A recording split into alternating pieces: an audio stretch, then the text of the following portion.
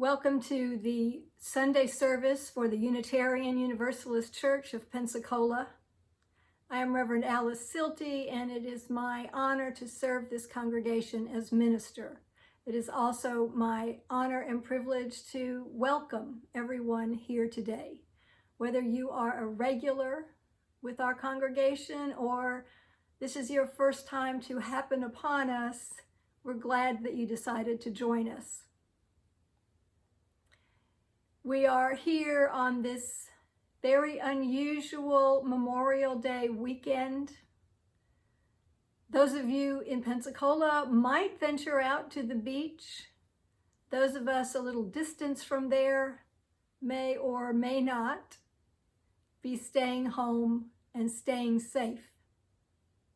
Wherever you are on this weekend, I hope it is a fulfilling time for you. And as I said, I'm glad you've chosen to join us. My worship associate and I will light our chalice, and then I invite you into a time of centering with music from our pianist, Denise D'Angelo.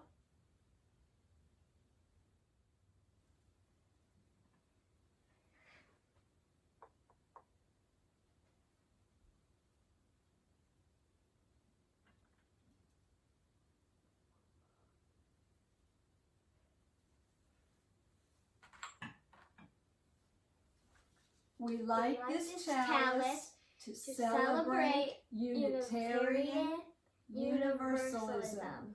We are the Church of the Open Mind, Helping Hands, and Loving Heart.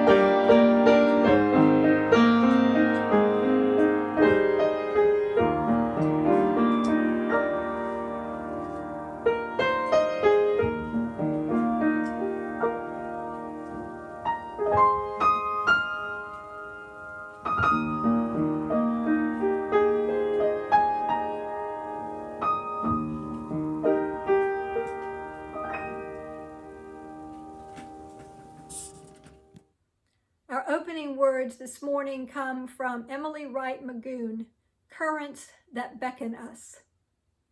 Here in this virtual sanctuary this morning, we do find the world because we are of and in and from the world. Some of us weary with exhaustion, some bitter from too much testing, some with a yearning for more than the surface life, some aching to give and receive, some eager to cross new thresholds. all of us wounded in some ways, all of us triumphant in some ways. The world is all here, among us, within us. And yet, we also consecrate here and now a different time, a different space. A space in which we can practice settling into the deeper waters of life, in which we can feel the ripples of currents that beckon us into the heart of our lives, into the heart of the world. Come into this space where this morning we consider the practice of Sabbath as a discipline of wholeheartedness. Come and be welcome. I invite you now to say with me the words of our church covenant. Love is the spirit of this church, and service its law. This is our covenant, to dwell together in peace, to seek the truth in love, and to help one another. Each Sunday when we come together, we remember the men and women, all the people who have died in Afghanistan or Iraq during the week prior. We also remember their families and friends, as well as the thousands of Iraqi and Afghan citizens, military, and police who have been injured and killed. Today, we call the name of First Lieutenant Travarius Rayvon Bowman, age 25, from Spartanburg, South Carolina. And we hold him in our hearts and his family.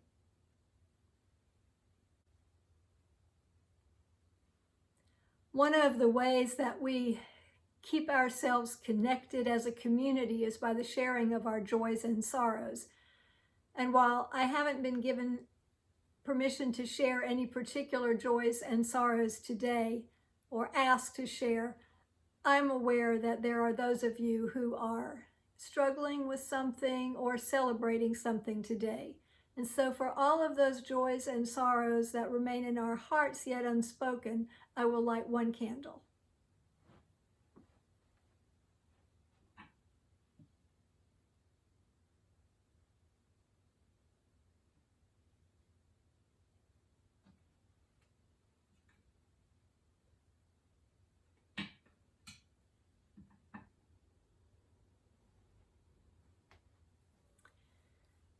Sharing joys and sorrows is always a reminder to me of one of the songs in our hymnal, Let It Be a Dance. Because Let It Be a Dance goes through the many cycles of our life and the seasons of our lives. And it was written by Rick Maston, who came to my church in Birmingham, Alabama, when I was a teenager, to sing this song when it was first written, when he first wrote it. And I was really taken by this song. It became kind of a theme song for me through my life. And when it was written in the hymnal for us to sing, it changed a little bit. So I have a video of Rick Maston singing the song the way he wrote it and the way he sang it that I'd like to share with you this morning. Let It Be a Dance by Rick Maston.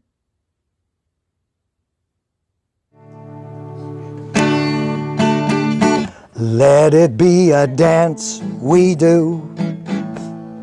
May I have this dance with you through the good times and the bad times too. Let it be a dance. In case some of you kids don't know it, we'll do it one more time. Let it be a dance we do. May I have this dance with you through the good times and the bad times too. Let it be a dance, let a dancing song be heard. Play the music, say the words, and fill the sky with sailing birds. And let it be a dance, let it be a dance, let it be a dance. Learn to follow, learn to lead. Feel the rhythm, fill the need. To reap the harvest plant the seed, and let it be a dance. Let it be a dance we do. May I have this dance with you, through the good times and the bad times too. Let it be a dance. Everybody turn and spin. Let your body learn to bend, and like a willow with the wind, let it be a dance.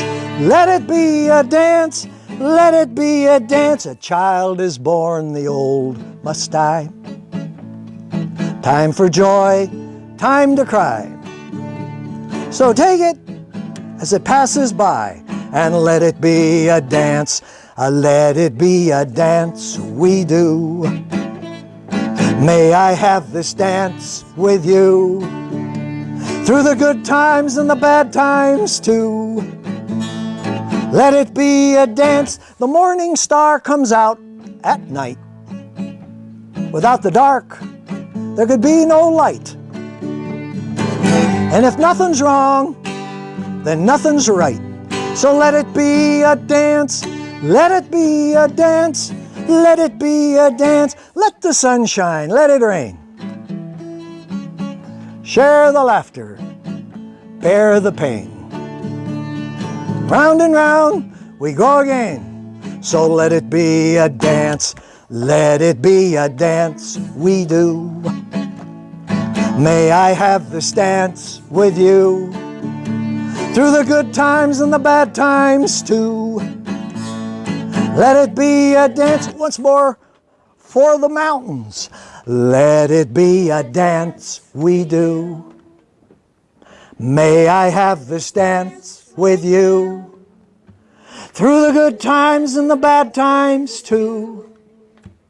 Let it be a dance we do. Kid concert over. Thank you.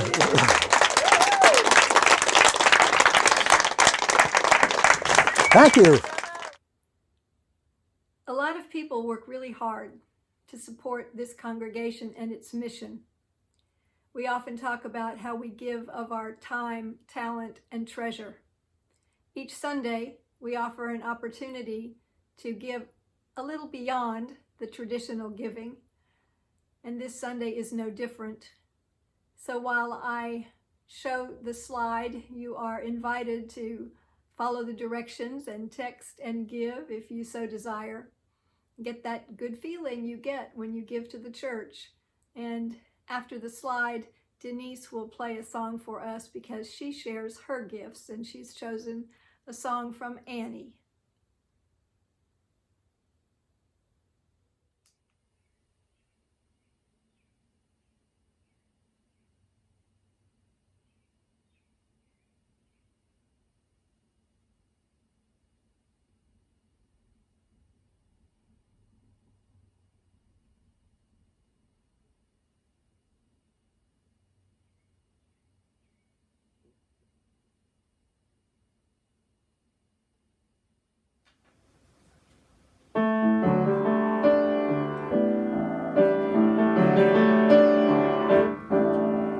The sun'll come out tomorrow. Bet your bottom dollar that tomorrow there'll be sun. Just thinking about tomorrow clears away the cobwebs and the sorrow till there's none. When I'm stuck with a day that's gray, the whole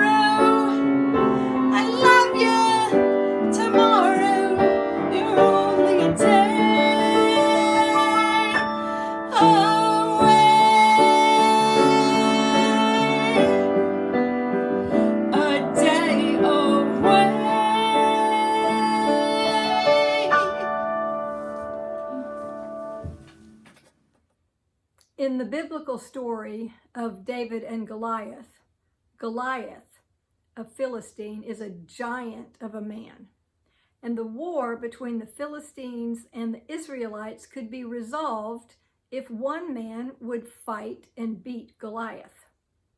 When not one single of the Israelites, not even the king, would be brave enough to take him on, David, who is a young shepherd boy, goes up against Goliath.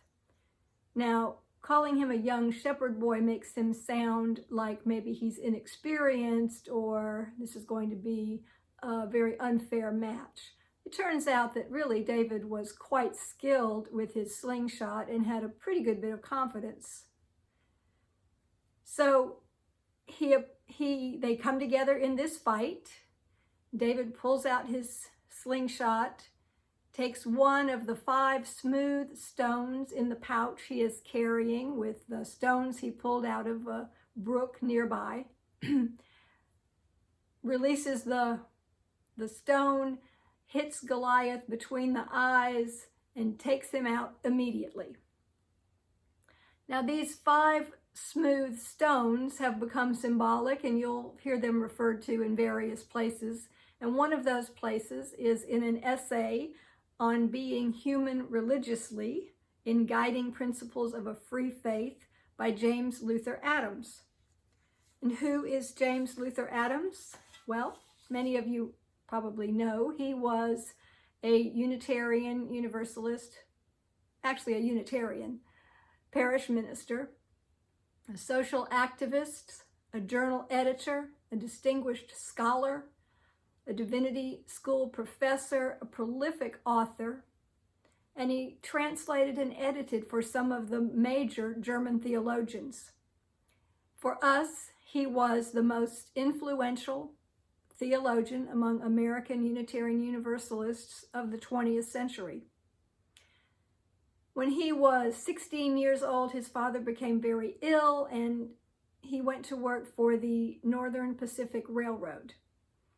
After a bit of that, he went on to college, and in 1924, he graduated from Harvard Divinity School. He became a professor at Meadville Lombard Theological School, one of our theological schools. And then later, he became a divinity school professor at Harvard, and he retired from there. During some time that he spent in Germany, he became friends with Karl Barth and Albert Schweitzer. So he had a very long career, and it started at Meadville Lombard Theological School. And when I was a student there, some of my professors had overlapped with him or knew him well, and they used to quote him frequently. It was not uncommon to hear one of them say, "Well, you know what JLA would say." So I feel like he has seriously influenced my education. The first of the 5 stones that Adams talks about has to do with one of our ideas that revelation is continuous. Sometimes we say revelation is not sealed. So quoting from Adams, he says, "Meaning has not been finally captured, nothing is complete, and thus nothing is exempt from criticism.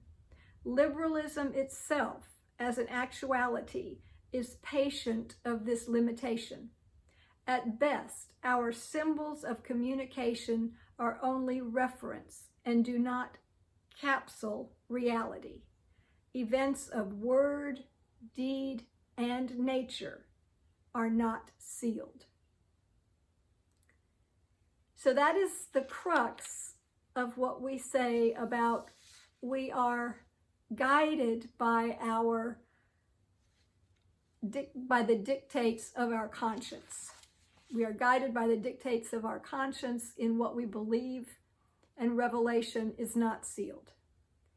Now, when revelation is not sealed and you hear lots of voices and different opinions and you're guided by the dictates of your conscience, it requires that you spend a good deal of time in thought and reflection, and that you figure out how to know yourself and what you think. Like important questions about when life begins, or is this virus truly real? Is it really dangerous? There are lots of tough questions out there. And what I'm questioning sometimes is, how do I know when that still small voice within me is speaking truth to me? You know, we hear ministers frequently talk about being called, and some of them will actually say, yes, I heard a voice. It was God talking to me. I know I'm called. Well, I never heard that voice so clearly, so I've always had to kind of question those things. And frankly, I'm a bit skeptical of hearing voices since I've never heard one, but just because I haven't had that experience doesn't mean it isn't true. Something else I need to remind myself. What I have come to believe about being called to a vocation is that a person discovers that their skill set, their gifts, their strengths, their joy is linked to a particular way of living and being in the world. We find joy in our work, or at least in parts of it. There's something about it that fits us, and so that's where we're attracted and where we stay.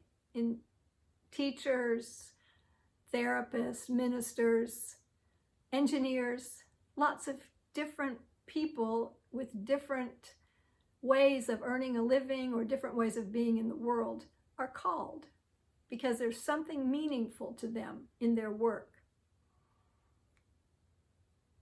So I was interested recently when a friend of mine sent me an article she read about the Pope's mini lesson, how to discern if God or Satan is speaking.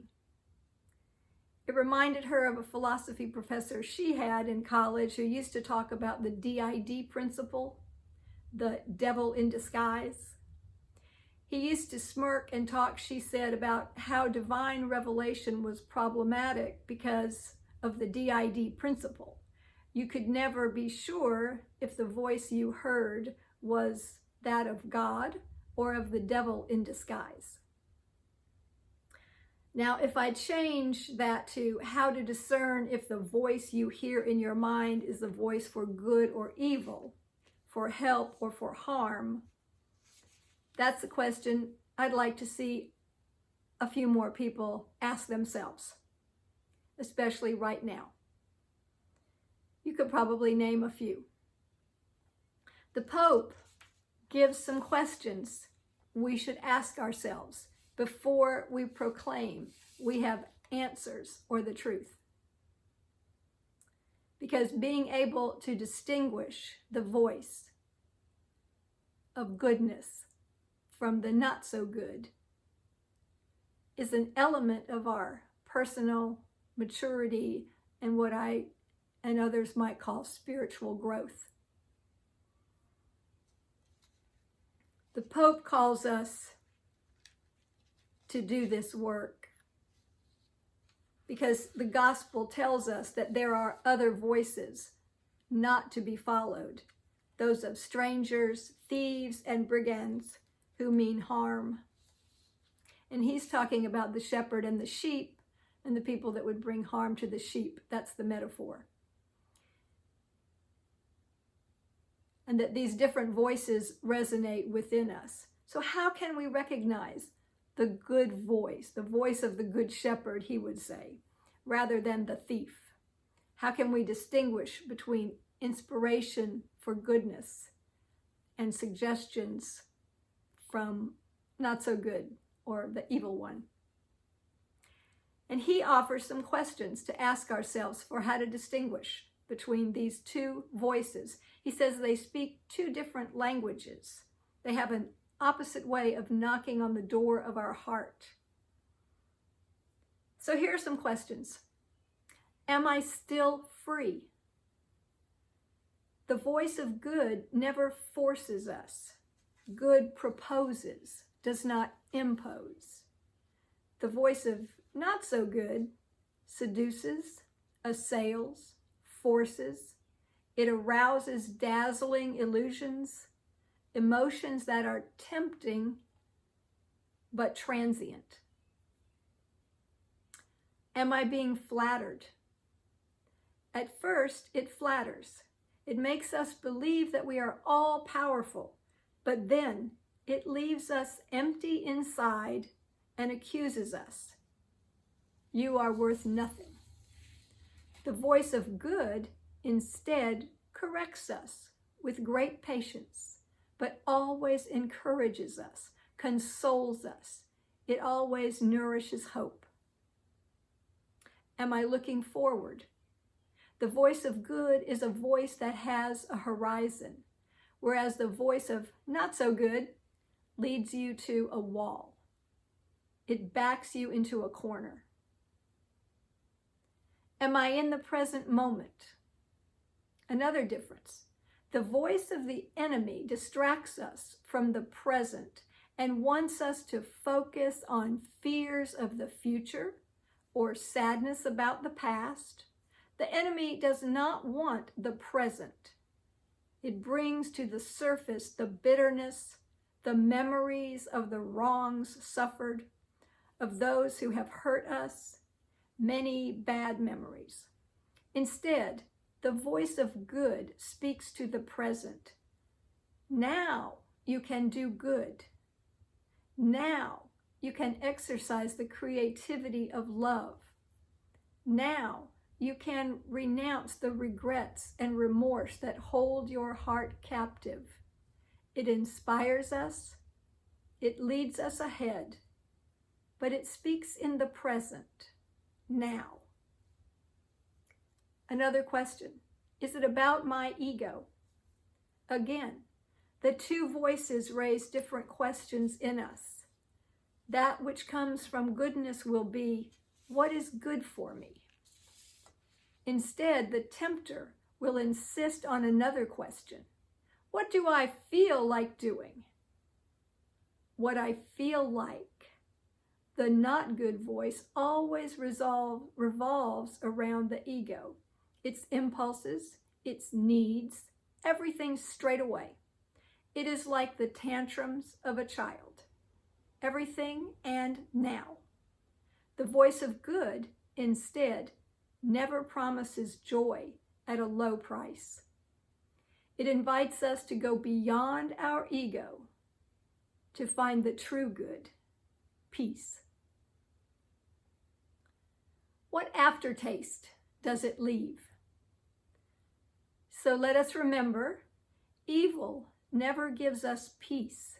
It causes frenzy first and leaves bitterness later. This is the style of what the Pope calls evil. Am I seeking light or hiding? The voice of good and that of the tempter finally speak in a different environment. The enemy prefers darkness, falsehood, and gossip. Goodness loves sunlight, truth, and sincere transparency. Am I led to trust? The enemy will say, close yourself up in yourself. Besides, no one understands and listens to you. Don't trust anyone. Goodness, on the contrary, invites us to open up, to be clear and trusting in the spirit of good and in others. The Pope closes with, dear brothers and sisters, dear people, in this time, so many thoughts and worries lead us to turn inwards into ourselves. Let us pay attention to the voices that reach our hearts. Let us ask ourselves where they come from. Let us ask for the grace to recognize and follow the voice of the Good Shepherd, the voice of goodness, who brings us out of the enclosures of selfishness and leads us to the pastures of true freedom. He ends with, may our Mother, may Our Lady, Mother of God, counsel, guide, and accompany our discernment. I thought that was an excellent lesson for this day. You might have to do a little translating. I didn't find it hard to do that. May we hear the still small voice of goodness in us, and may we help to share and spread that through the world. Our closing hymn is There Is More Love Somewhere, and the words will be printed on the screen so you can sing along. There is more love somewhere. There is more love somewhere. I'm gonna keep on till I find it. There is more love somewhere. There is more hope somewhere. There is more hope somewhere. I'm gonna keep on till I find it. There is more hope somewhere. There is more peace somewhere. There is more peace somewhere. I'm gonna keep on till I find it. There is more peace somewhere. There is more joy somewhere. There is more joy somewhere. I'm gonna keep on till I find it. There is more joy somewhere.